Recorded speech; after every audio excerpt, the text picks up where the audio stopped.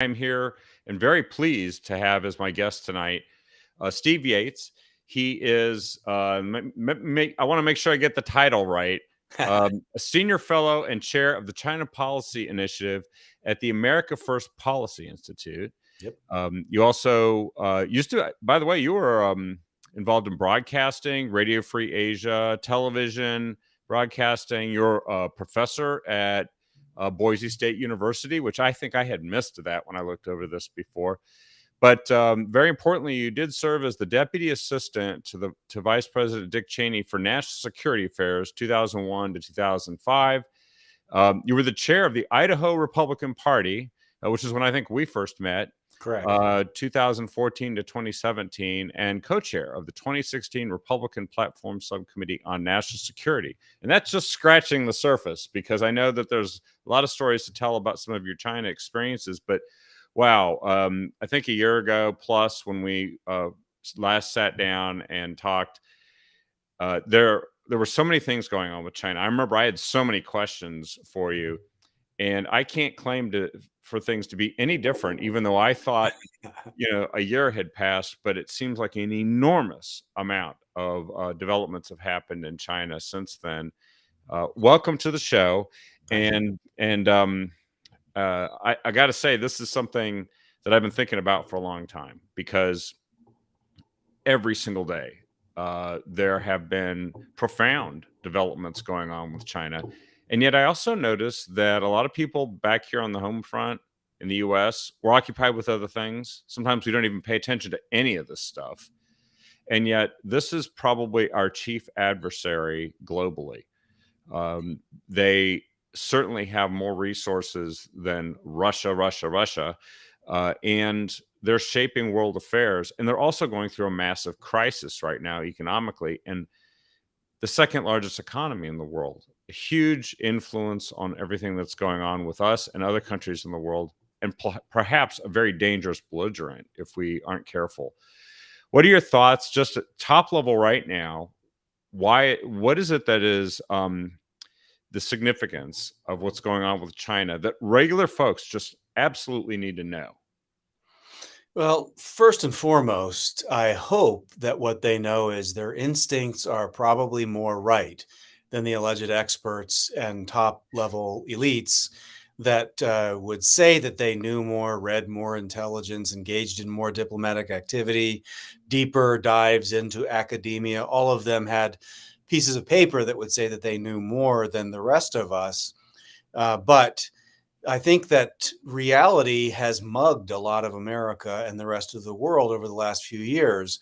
I would like to say it's because I and many other fellow travelers over time began to speak more loudly and forcefully about the dangers that there are two C's in CCP, the Communist Party of China. The China part is not as concerning to me as the Communist part is, but for most of my lifetime, people have been trying to say, well, they're not really communist. They're sort of state capitalist and whatever else. But the communist part of it has really been uncovered, especially under the leadership of Xi Jinping.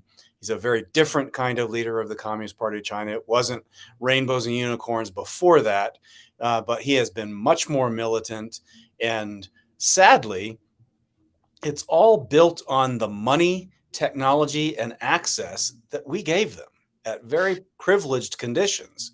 And so, in some profound ways, we built an enemy that is, I would argue, the greatest threat to the Chinese people, but also to the American way of life. And it's more deeply integrated into American culture, economics, education, and our broader livelihoods than anything the Soviet Union could ever have dreamt of.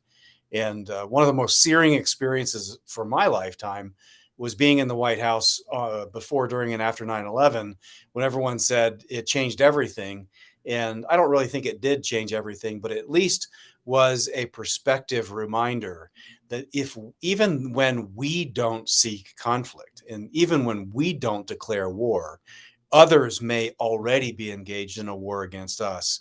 And I think that Xi Jinping's Communist Party of China has been engaged in a Cold War with the United States for the last decade plus. And it has been strengthening and expanding in ways that I think are deeply concerning and has been more successful than I would like it to be. So I hope we're at a turning point. There are some other variables out there. I hope that I don't need to remind everyone about COVID actually verifiably coming from China, fentanyl, very verifiably precursor materials coming from China, happily collaborating with cartels through our porous border to attack our families and our communities. And we did have a balloon that you would think, with the most expensive intelligence and military capabilities in the world, we would find a way to ground a balloon before having to spend millions of dollars on a Sidewinder missile to shoot it down over the Atlantic Ocean. So this is just the beginning of the conversation, just the beginning of the change. But the top line is, I'm heartened that I think the American people get it in a way they hadn't not that long ago. And I hope to encourage them to pressure from the grassroots up and build a firm foundation for a different approach toward China, one where we contain the malign influences of the Communist Party of China without having to fight a war. And I think there are ways to do that. Yeah, that's peace through strength. We've actually known about that for quite a long time because that's how we prevailed in the Cold War, right? Yeah. We managed to avoid a massive, major power conflict, direct conflict, and certainly avoided a nuclear exchange. And it's because we were prepared for it, but we we're also wise to it.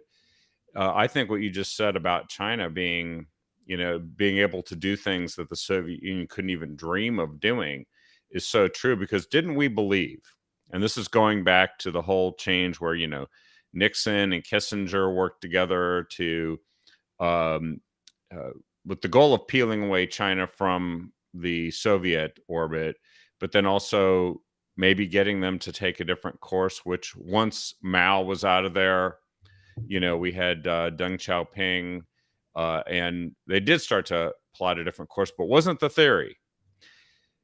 They will get involved in economic commerce. They'll become wealthier. Their people will become enlightened. Their people will demand more freedoms. They will eventually moderate and start seeing things more our way, and they'll have a stake in a future where they stay engaged and don't do things that are belligerent. But did it seems like a lot of the pieces of that puzzle never happened. There's still a fairly untransparent society. It's certainly a government that's untransparent in so many ways. They have actively suppressed and successfully suppressed their people, and it's probably become hasn't it become kind of like uh, a techno what do they call it, dystopia, where they can kind of monitor and control people in a way that, again, the old Soviet Union could never have dreamt of. Right. And then they also have used both the wealth they've gained to channel it into malign activities and things that threaten us and our allies. And then maybe most of all, they have penetrated into our institutions and our businesses and our economy and started to become more the influence has gone the other way, right? Like the Right. NBA is afraid to say anything about the Chinese Uyghur camps because they don't want to lose $1 billion in viewership. Well, that's not how this is supposed to work, was it? Right. Well, there are many, many assumptions, and it's hard for us to kind of turn back the time machine to the late 60s and early 70s. It really was a different world. Yeah. It was a different America. It wasn't necessarily a happy America. Sometimes people forget in this day and age where they think that social media is reality when it's kind of an insane asylum where It's people not. can say things they shouldn't dare to say in person.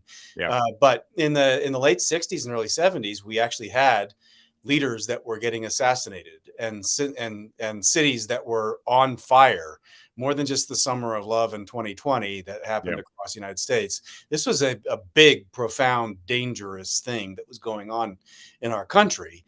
There was a deep sense among a lot of people that the Cold War was being lost and it wasn't Yeah. even worth fighting. Maybe we should just accommodate. And how bad is socialism or communism really? And do we really have the moral high ground? So, I mean, there are some echoes today of some of those divisions and contentions and doubts There was a lot of trashing of the American founding and ideals and things like that. But when we fast forward to today, we have a People's Republic of China, and I will emphasize the Communist Party, not because there's any illusion that the Communist Party isn't in charge of the country we call China, but there's also a deep narrative that's not true about what China is. A lot of what people think is China. This was an external imposition of how to think about a part of the world that had been at war with many tribes and many divisions over multiple thousands of years. The idea of a unified China is a myth. And the idea that it was only the West coming and engaging in unjust war that divided China is kind of fantasy talk. Hmm. But I'll leave that for a topic for another time. For now, I think you are on to a lot of the points I would emphasize, that during the Cold War, the Soviet Union, number one, apps didn't exist, smartphones didn't exist, but they couldn't imagine putting a piece of technology in the palm of every American hand that would be so psychologically and physiologically addictive that by itself it would degrade productivity of the free world and capitalism. They could use algorithms to manipulate the content to encourage constructive thought and activity among their people, while actually manipulating, hypnotizing, and in some ways debilitating a whole generation of Americans to watch not just silly things but sick things that would cause doubt in America, but also kind of undermine the very definitions of the pillars of civilization. And this is what the Communist Party did in the Cultural Revolution. Yeah. Danger now is that we have a Cultural Revolution 2.0 that is not just limited to China's territory. It's not the nosy grandma in the corner that's paying attention to who's doing what with whom and reporting to the local commie secretary. Now it's a globalized AI network of bots and humans that are watching everyone everywhere, are compromising institutions and people everywhere, are mesmerizing and debilitating people everywhere. They're doing it with technology. Let's not take for granted that we won't have a future pandemic. If they could release and lie about one pandemic that took trillions of dollars out of our economy and got us to attack ourselves without Yeah. them having to fire a shot, why would they not be working on doing that again? I don't want to scare people or take their sleep away, but it's only rational that that's what they would be doing.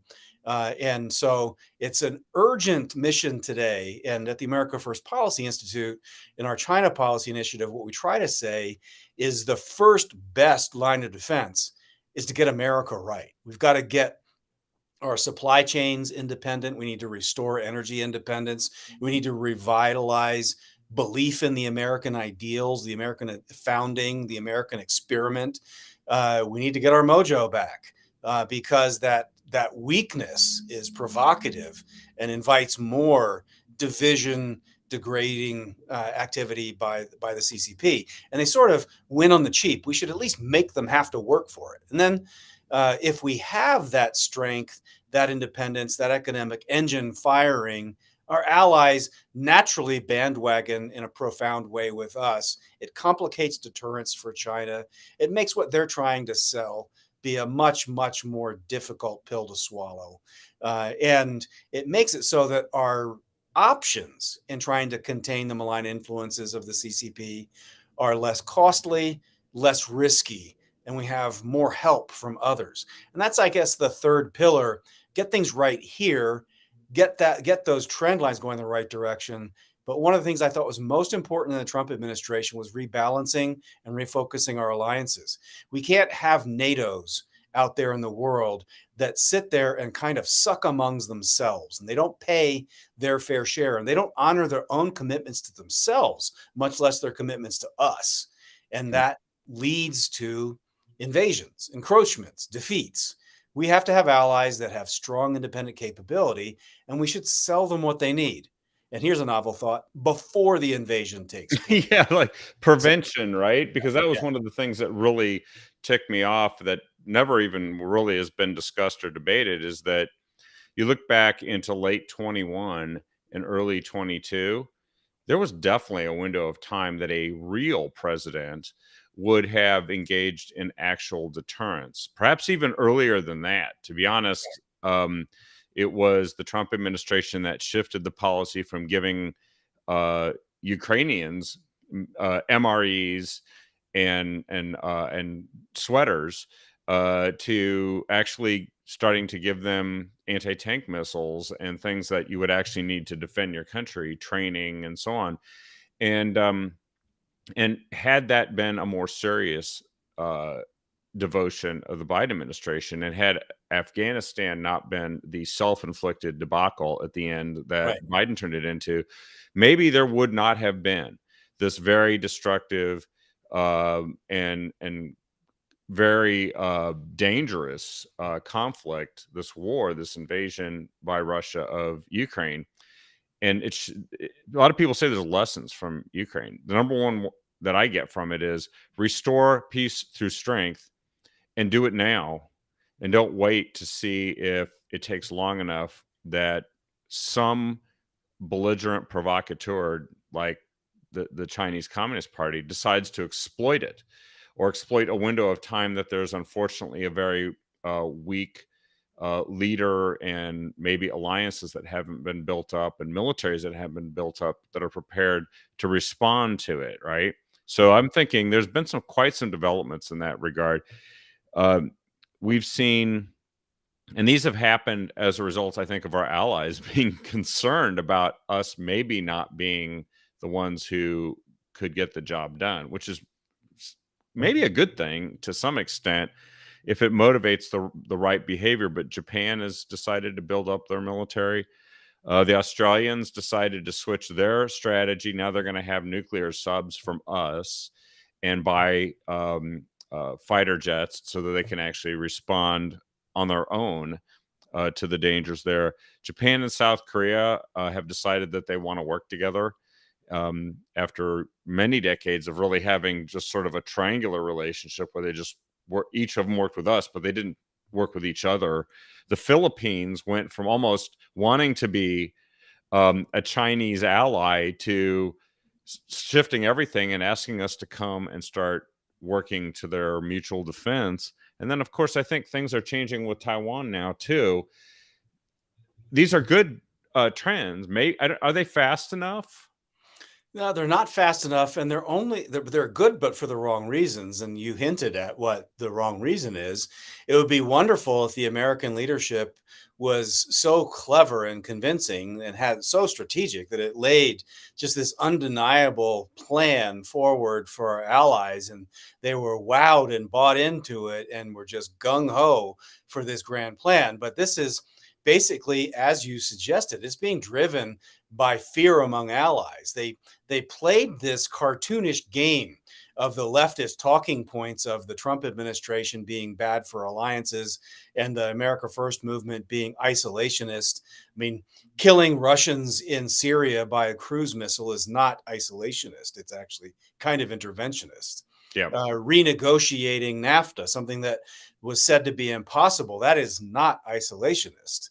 That is actually a new form of internationalism, but with different priorities, objectives, and commitment to get things done. America And so first. that's right. And so, at least I agree that these countries are doing some things that are moving in the right direction. It sort of makes me wince at the Biden administration trying to claim credit for it, because it is their provocative weakness that has led these countries to feel alone enough. Now, it might actually be therapeutic for them to be shocked into having to do more for themselves. And I do think it's net good for the United States to have strong, independently capable allies. But the final piece of that puzzle, I mean, we need the Japans, Koreas, Philippines. Those are recognized everywhere around the world as sovereign states. And they can do a lot within the international system to help one another. They're also treaty allies of the United States. Taiwan's in a very different position. The eggheads of our country don't want to call it a country, even though it has its own currency, it has its own military. It's never been governed by the Communist Party of China. In truth, it's never really been a part of China through almost all of classical Chinese history. But because Kissinger never set foot there, it made it very easy for him to throw away 23 million people he never had to look in the eye. And so this is a very difficult situation. And I would just emphasize to anyone who, like me, doesn't relish having a continental war with China, we shouldn't Yeah. want those kinds of things. That Taiwan has wanted to buy a lot of capabilities. But again, the bureaucrat class of our country downgrades the level at which these decisions are made and slow rolls kind of used and second class material out there. Now, if we That really sounds think, familiar, Steve. yeah, Where's that going on right now? And it's leading yeah, to a very long war that we could have prevented, maybe. yeah. Well, but even there, we were giving material late. Yeah. I mean, now we have a wealthy free country that would be willing to buy, and we still have people that are going very slow through this process in the Yeah. executive branch and the legislative branch. And if anyone thinks that we don't have a lot at stake, I would just remind it's not just semiconductors. I like Vivek Ramaswamy a great deal on a number of different topics, but his kind of distilling it down to just semiconductor dependence, I think is not the full picture. No. The CCP will not stop stepping on free people. It crushed Hong Kong. It didn't need to do that. Hong Kong was not going to declare independence, was not going to destabilize China, and yet it still suffered that fate. Taiwan is facing that pressure now. Japan and others will face it too. And it will come to us. It's already with us. Even after the lies and the devastation that COVID brought and the devastation we imposed on ourselves going through that, they still established a toxic rogue lab in California on American soil Yeah. with Right. dozens of dangerous pathogens. And this isn't like last year or 2 years ago. This is in recent weeks. Yeah.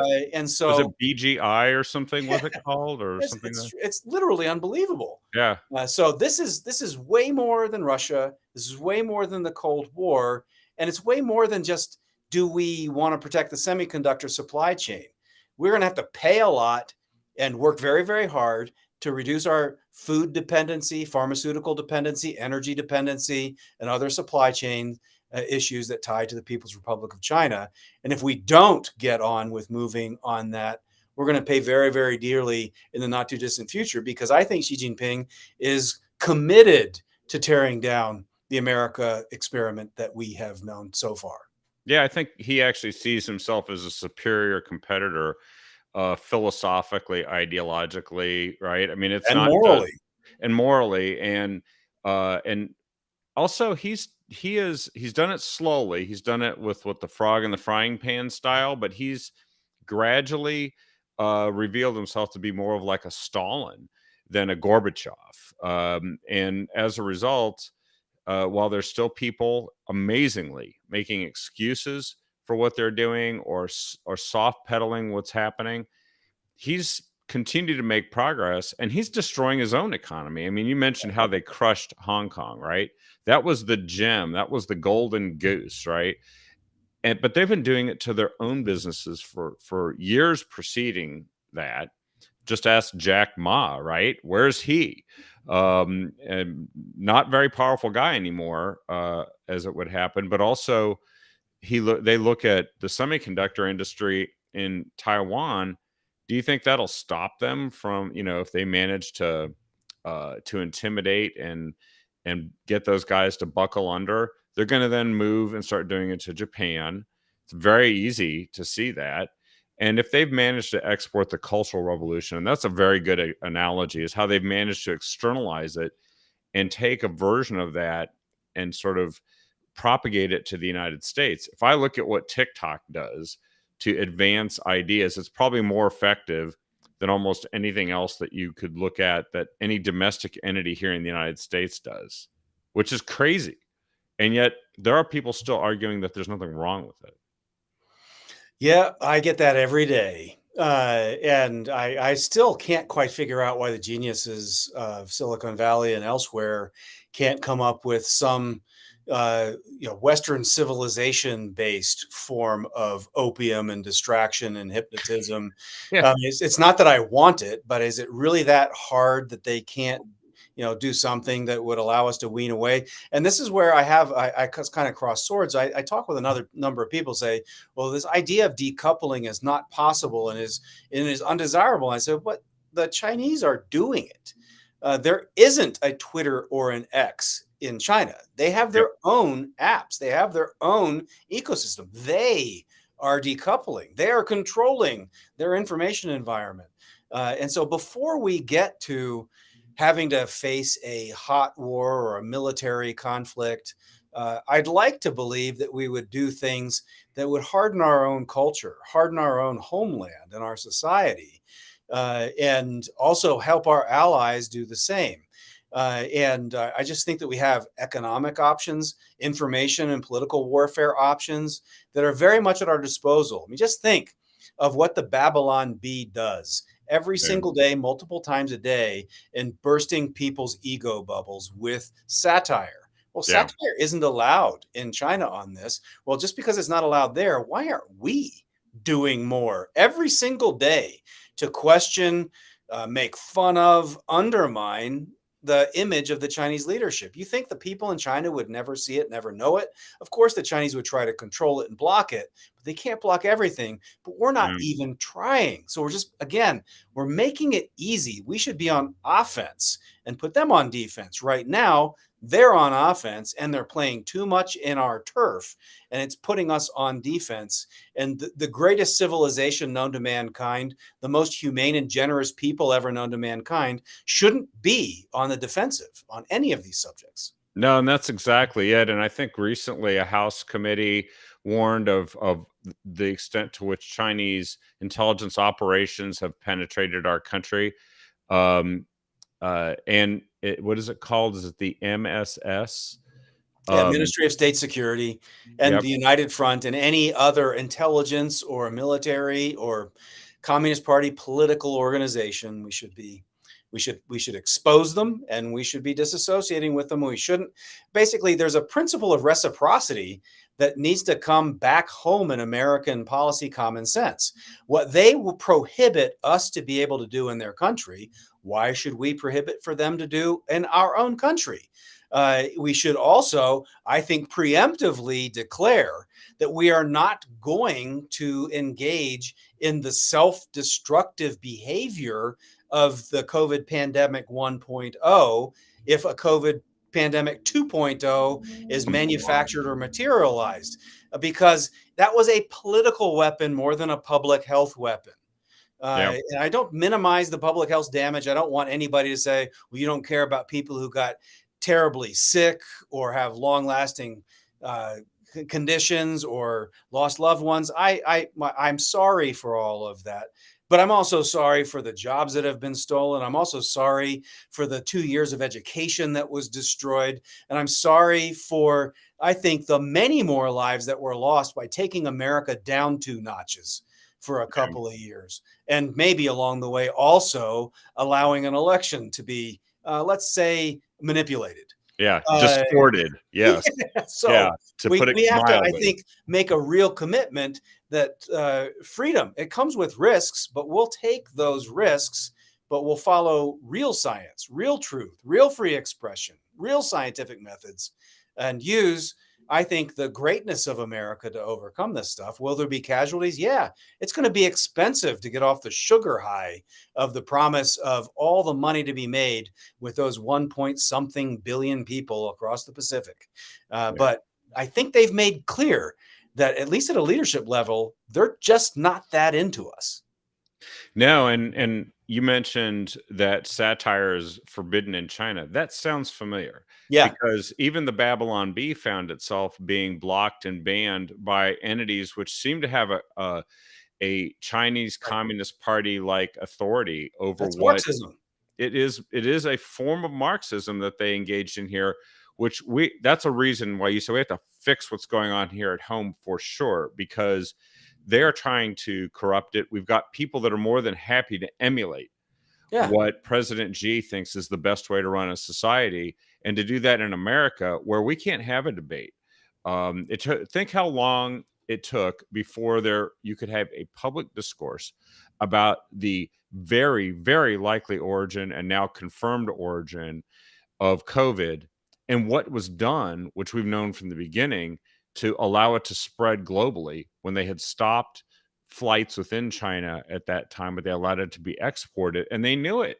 Yeah. And where not being able to have a debate about that, where social media would actually say, you know what, Kevin Hoare or Steve Yates said this, block him Yep. or shadow ban him. He is Oh, we're spreading inciting misinformation. violence. Yeah, or yeah, exactly. Or racial discrimination Yeah. because I can't Yeah. the Because a thing, European failed ideology is racist somehow coming from China, or well, do you remember well, of course you remember under the Trump administration there was this program to go after Chinese espionage, that was particularly at called the China universities, Initiative. and that got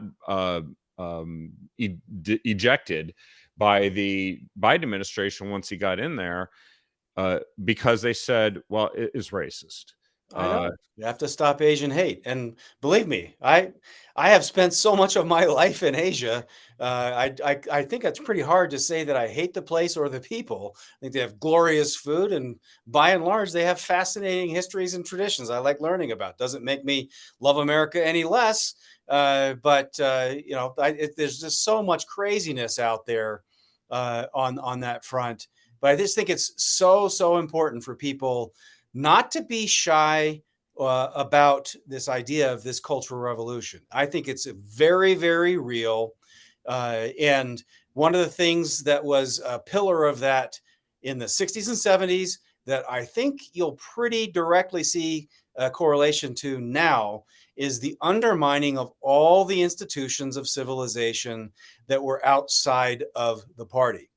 So they'll kind of redefine words so that the Oh, yeah. definition of a person is different. That you will blur lines on gender. You will blur lines on what is a family.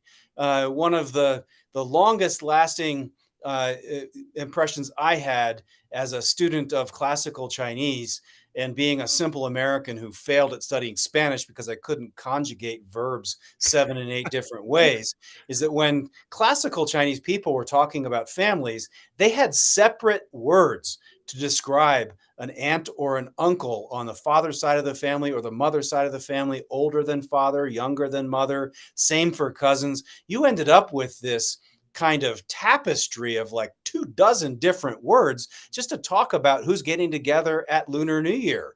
Yeah. And now, guess what? They don't have those words anymore in the language because they don't have those people anymore in their culture because of 2 generations of one child policy. Yeah. There Yeah. isn't an uncle that's older or younger than your dad. You don't have cousins on both sides of your family that are older or younger than your mom or dad.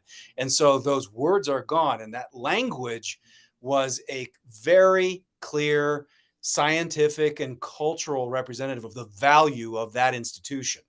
And so the Communist Party engaged in a revolution against that. Are the Cultural Revolution 2.0 Marxists in the United States, with China's encouragement, doing the same thing to undermine what makes us who we are as human beings, as men and women, as nuclear families, Yeah, you just said people it. of faith? All of these things are what they do.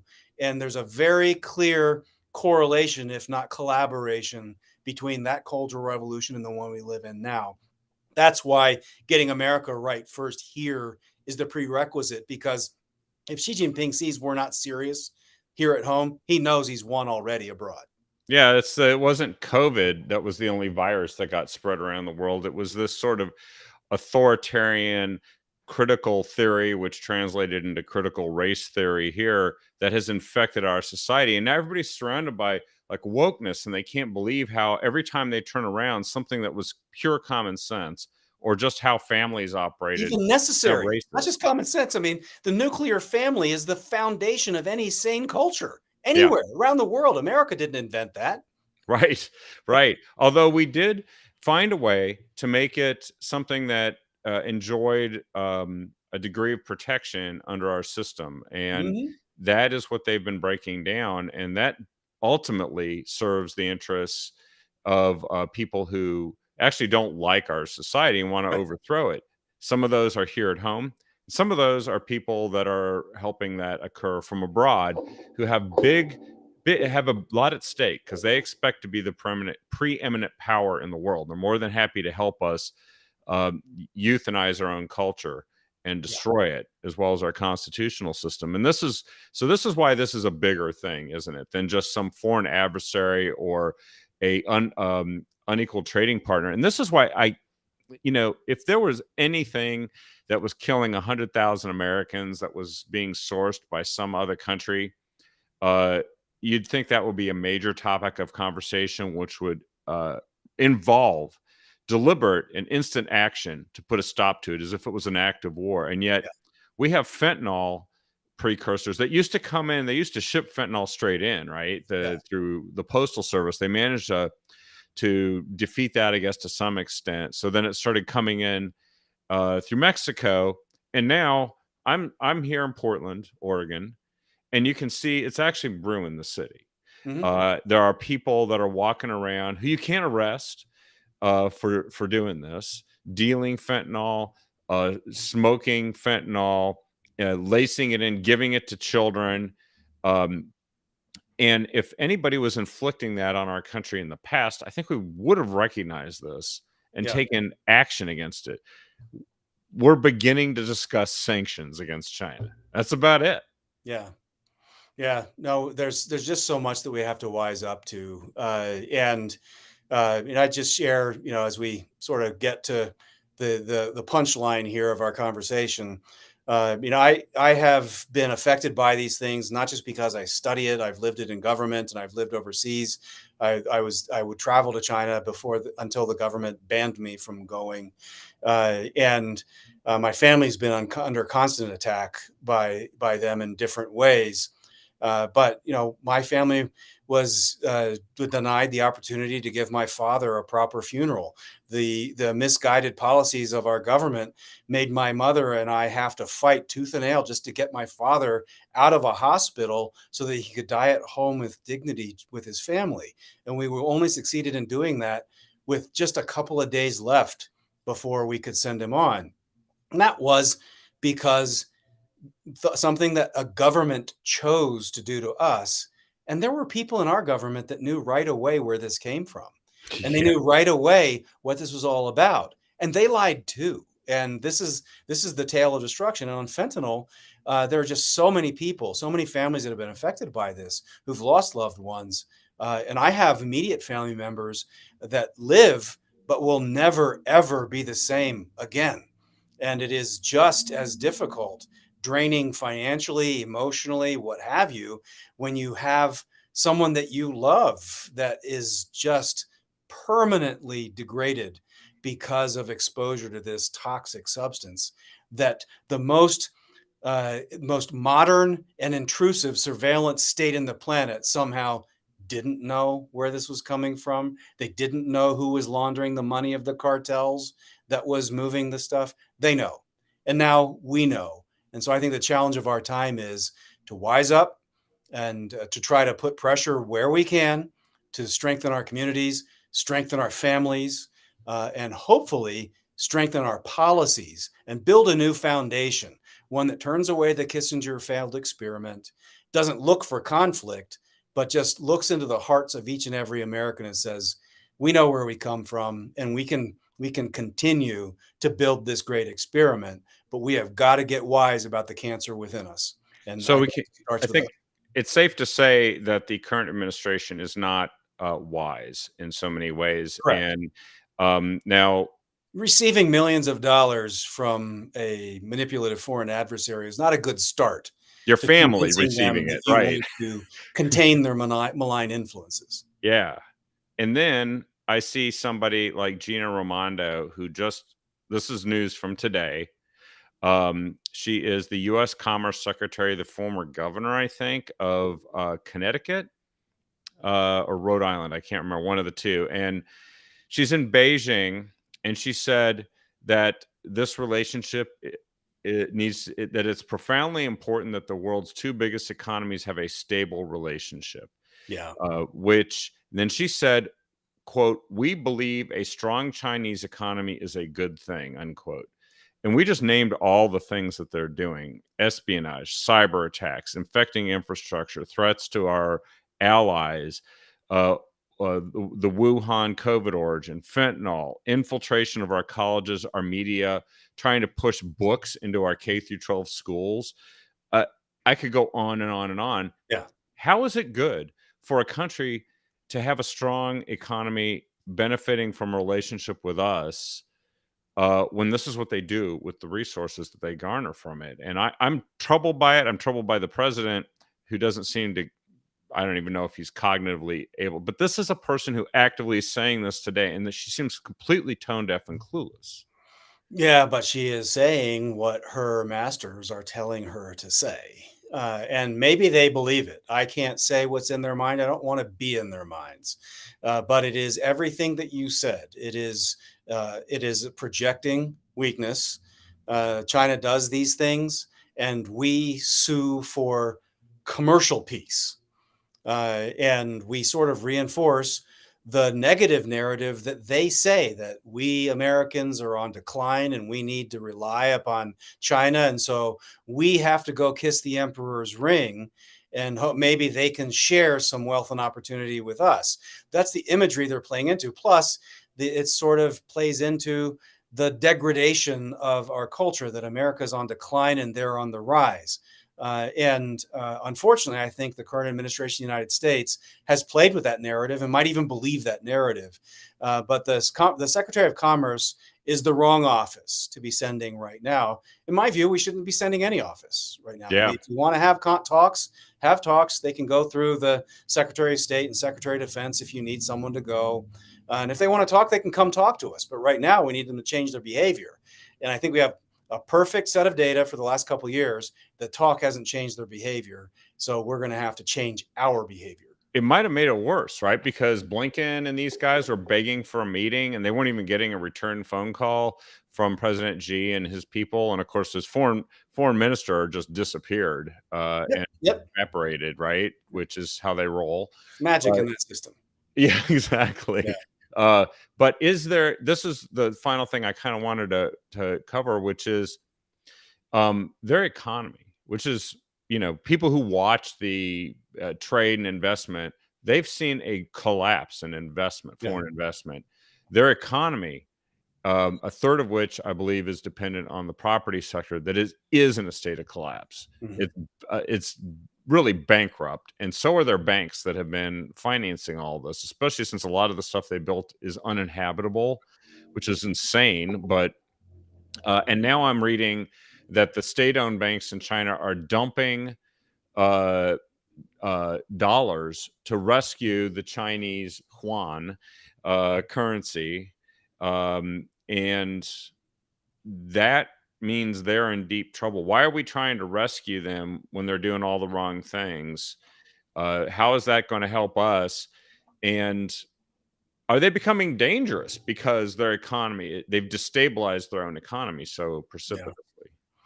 Well, they're dangerous whether they're strong or they're weak because of the nature of the regime and that their objectives and purposes are antithetical to our way of life and that of our allies. And so they've wanted to draft on the benefits of the free world that we sacrificed and built together with lots of other partners around the world, but they didn't believe in it. They let us think they believed in it for a long time, especially our elites were buying what they were selling in that regard. But I think what you're describing is just the fact that communism doesn't work. The explosive growth that China experienced in the last generation is because we literally poured trillions of dollars into that country. We poured advanced technology into that country. We chose to make ourselves overly dependent on them as a manufacturing platform. Yeah. And to the extent that we have begun to see a change in those trends, you start seeing some of the air go out of that balloon. Is it dangerous for a struggling Chinese economy? Yes, it is. It will make their leaders appeal to nationalism. They might create friction outside of China in order to try to rally people around the flag. It's something that is sort of a known human reaction, but it exists in spades in communist China. So yeah, we'll go through a risky patch, but the last thing we should be doing is feeding an enemy that has already proven that it's willing to poison us. It's already proven it's willing to divide and undermine our society and our culture. And it's also proven in a time of crisis doesn't even want to take a phone call. So I don't get what this dying grasp for engagement is supposed to get us. I don't think it's what we used to call winning. No, no, it's not winning, and it's not America first, and that is actually what our government should be about. It seems like we're still fighting and trying to fix our own house and fighting for a government that will put us first. And you can also invite our allies along for this too. Mhm. If we stand up, a strong America is not the antithesis of strong allies. In fact, it's quite the opposite. So it feels like we're at an inflection point here. I don't know when the next time we might get to talk is, but I do think that so much happens in such a short period of time. But imagine a year from now, if you were to say, I think this is where we'll be at. I know that's crazy to prognosticate sometimes, but what do you think? Well, all I can say is what I hope. I hope that the right side of politics in Taiwan wins their election in January, and they continue to build and consolidate their democracy and their own self defense. I hope that a year from now, we're on the precipice of a return to sanity in our government, a return to constitutionalism, and taking the fangs out of an overly weaponized government, so that we can turn our focus to the enemies that want to do worse from outside. And I certainly hope that we'll have many, many, many more Americans who've had this kind of a conversation, and we're not debating the direction we need to go. We're only debating which of the several options we're going to pursue now.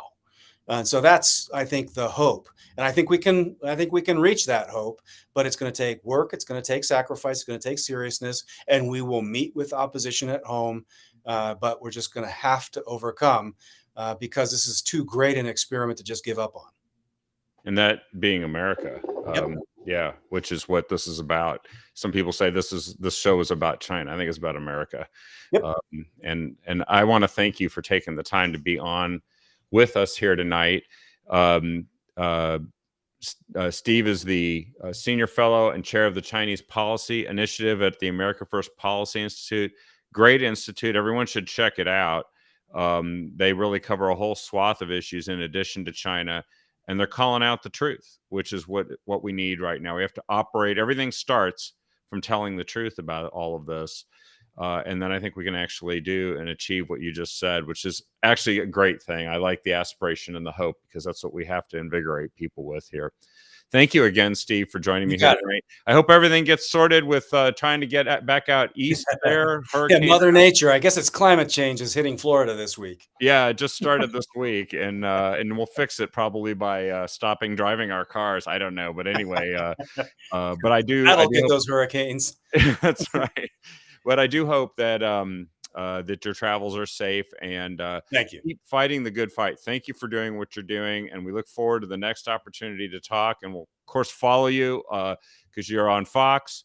You're on. I think you might have been on Newsmax. Yeah. And of course the John Batchelor show is one of the places I get to hear you quite often. So thank you again, and we'll see everyone tomorrow night in the next episode of The Captive Audience. Please share this show with everyone you can. They all need to hear this. Have a great night, everyone.